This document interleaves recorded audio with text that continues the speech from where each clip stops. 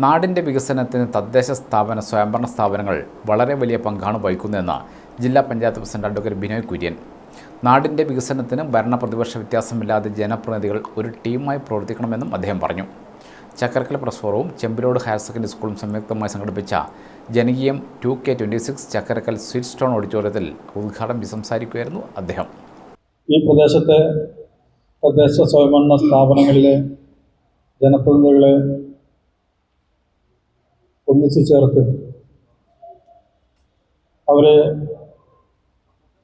ആശയങ്ങൾ കേൾക്കാനും നാടിൻ്റെ വികസന കാര്യങ്ങൾ ചർച്ച ചെയ്യാനും തുടർന്നുള്ള ജനപ്രതിനിധികളുടെ പ്രവർത്തനങ്ങളിൽ മാധ്യമങ്ങളുടെ സഹായത്തോടു കൂടി എങ്ങനെ മുന്നോട്ടേക്ക് പോവാം എന്നതിനെ സംബന്ധിച്ചെല്ലാമുള്ള സാധ്യതകൾ ബോധ്യപ്പെടുത്താൻ കൂടിയാണ് ഇത്തരമൊരു പരിപാടി സംഘടിപ്പിച്ചിട്ടുള്ളത്. തദ്ദേശ സ്ഥാപനങ്ങളാണെങ്കിലും ജനപ്രതിനിധികളാണെങ്കിലും ഊണും ഉറക്കവും ഉപേക്ഷിച്ച് വലിയ സാഹസത്തോടുകൂടി പ്രവർത്തനം സംഘടിപ്പിക്കുന്നവരാണ്.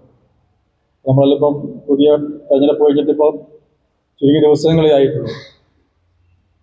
ഏതാണ്ടൊരു 1.5 മാസം മുമ്പ് അല്ലെങ്കിൽ 2 മാസം മുമ്പ് ഉണ്ടായിരുന്നതിൽ നിന്ന് വ്യത്യസ്തമായി ജീവിത രീതികളാകെ മാറിയിട്ടുണ്ട്. പ്രസ് ഫോറം മെമ്പർമാർക്കുള്ള ID കാർഡ് വിതരണം ചക്കരക്കൽ SHO MP ഷാജി നിർവഹിച്ചു. വത്സൻ മഠത്തിൽ വിശിഷ്ടാതിഥിയായി. അദ്ദേഹത്തിനുള്ള ഉപഹാരം ജില്ലാ പഞ്ചായത്ത് പ്രസിഡന്റ് കൈമാറി.